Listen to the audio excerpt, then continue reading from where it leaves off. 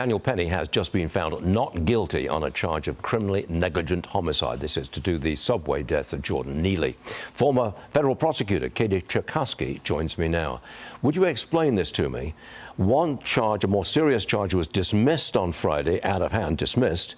On Monday morning, after just 1 hour of deliberations, the jury finds him unanimously not guilty on another charge. What happened?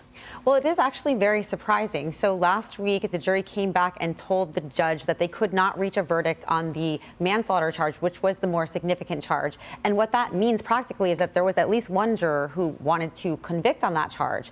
Now we have this acquittal on the negligent homicide. And legally speaking, the only distinction between the manslaughter and the negligent homicide is the knowledge of the defendant in terms of whether they're knowingly disregarding a significant risk of death or they're negligently disregarding that risk of death. So the idea that they have this acquittal, which was unanimous, is quite surprising given the representations they made on Friday that they couldn't reach a verdict on that higher count. Somebody changed their mind.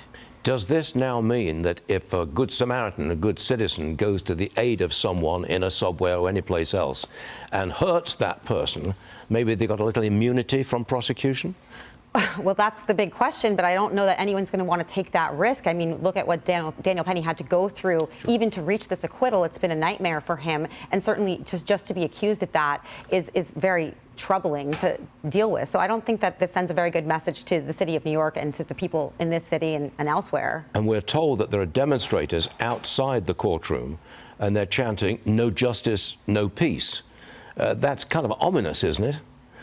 Well, it is, and I think that a lot of those people seem to have kind of misunderstood the nature of this situation, which is very tragic. Somebody did die, but the idea that somebody died does not mean that something criminal happened. And in self-defense cases, somebody can use even deadly force to defend themselves or other people if it is warranted under the circumstances. And so this case had reasonable doubt all over it. I don't think that there was any racial element to it aside from the identity of these people, but there was no racial bias that was proven. Do you think this case would have been brought if Daniel Penny had been black and the victim was white, if you want to call him a victim? I think that is an underlying consideration here. It's just the optics of it based on the identities of these people. But in reality, the evidence had nothing to do with the race of the victim or of Daniel Penny.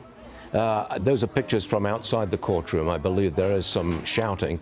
I believe the lawyers for Daniel Penny have come outside and they're trying to speak to the media. It seems like something of a chaotic scene outside the courtroom. Many demonstrators are not happy with the not guilty verdict that went to him.